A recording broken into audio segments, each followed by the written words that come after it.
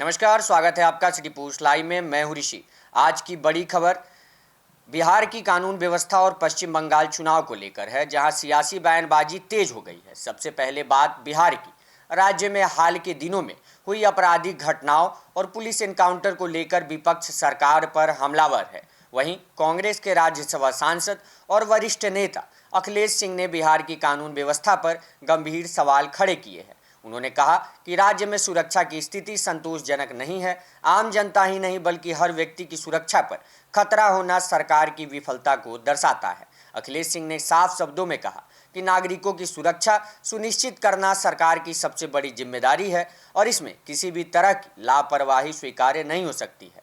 हाल ही में 2 दिनों के भीतर हुए 2 पुलिस एनकाउंटरों का जिक्र करते हुए उन्होंने कहा कि इस तरह की घटना कानून व्यवस्था पर सवाल खड़े करती है और सरकार को इस पर गंभीरता से विचार करना चाहिए। हालांकि उन्होंने बिहार के नए मुख्यमंत्री से उम्मीद भी जताई। उन्होंने कहा कि नए सीएम को राज्य की बिगड़ती कानून व्यवस्था पर तत्काल ध्यान देना चाहिए और जमीनी स्तर पर ठोस सुधार करने चाहिए ताकि प्रदेश में फैले डर और असुरक्षा के माहौल को खत्म किया जा सके। मुख्यमंत्री द्वारा सभी जिलाधिकारियों और पुलिस अधिकारियों के साथ की गई बैठक पर प्रतिक्रिया देते हुए अखिलेश सिंह ने कहा कि यह मुख्यमंत्री का संवैधानिक दायित्व है और इसे निशाना जरूरी है। लेकिन इसके साथ ही उन्होंने यह भी संकेत दिया कि केवल बैठकों से नहीं बल्कि जमीन पर बदलाव भी दिखना चाहिए।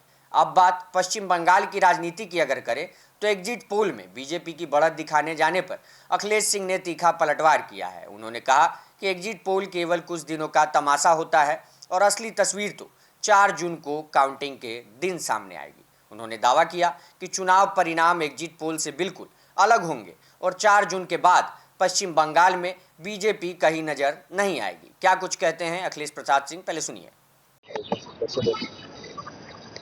नहीं, देखिए, लॉ एंड ऑर्डर सिचुएशन ठीक नहीं है और किसी की भी जान जाए, किसी का पर भी खतरा हो तो ये तो सरकार का काम है कि लॉ एंड ऑर्डर ठीक करे और हम उम्मीद करते हैं कि नए मुख्यमंत्री आए हैं तो उसकी तरफ ध्यान दें। सर, बंगाल में सर एग्जिट पोल में बीजेपी की प्रचंड जीत दिखा रही है सर, जबकि केरल में कांग्रेस की प्रचंड। 2 दिन तक बीजेपी दिखेगा, जब काउंटिंग होगा तो वहाँ बीजेपी नहीं दिखेगा।